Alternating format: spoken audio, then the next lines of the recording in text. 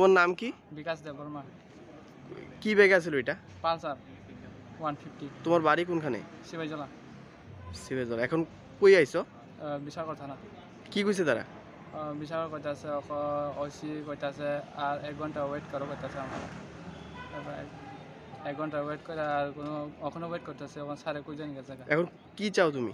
এখন আমি কইতাছি এখন কি? TR 07F5873